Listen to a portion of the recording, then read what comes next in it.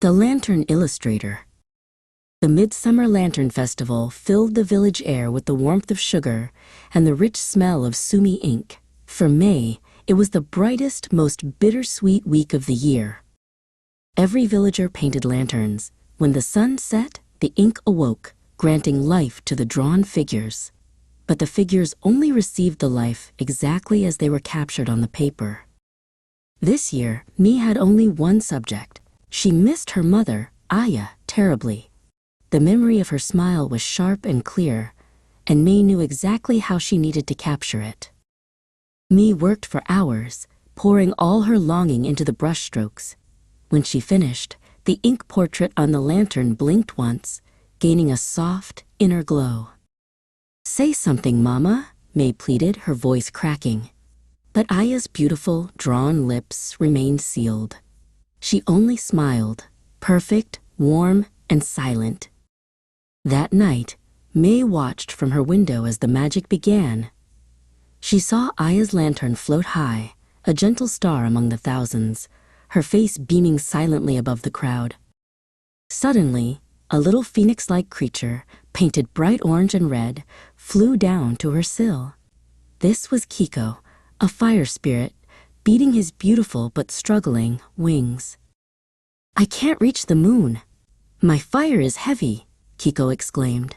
Mai frowned, examining the art. "Your outline is too heavy. The thick ink holds your essence too close to the paper." Mai found her finest brush.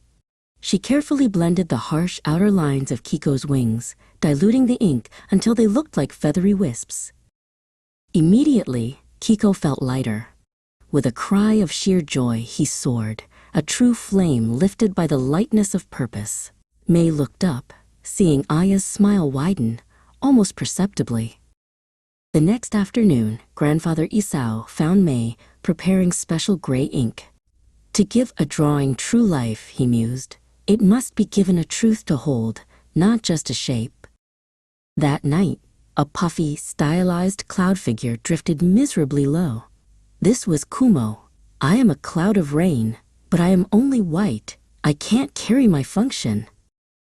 "Clouds carry shadow," Mai declared. She dipped her brush in the gray wash and added subtle, deep gradient shadows to Kumo's form. "This gives you depth, Kumo. The shadow of purpose." Kumo immediately darkened, shook with delight, and produced a tiny, perfect painted rainstorm. "I am useful," he cheered, floating off to water the thirsty rooftops. Mai felt a warmth spread through her chest. She glanced at Aya's lantern, which was now radiating a strong, steady light. She was close. She had to find one more drawing who needed help. The third night brought Ryu, a magnificent guardian figure drawn on a massive temple-shaped lantern. Ryu was stomping in frustration. "I am a protector, but I have nothing to guard." "Every guardian needs something precious," Mai whispered, understanding. She took a tiny brush and, at Ryu's feet, painted a delicate, perfect miniature drawing of a sleeping kitten. Ryu immediately straightened. His fierce expression softened with dedication, and he took up a proud, protective stance over the tiny kitten drawing. He had found his charge. The final dawn approached, and the sky began to turn pink. Mai looked up at Aya's lantern, tears blurring her vision. She had done everything she could. Aya's ink lips parted. Her voice, clear and loving, reached me just as the sun broke the horizon and the lantern glow began to fail. "I'll always be here, Mai," the voice whispered, fading like the light. "As long as you keep drawing."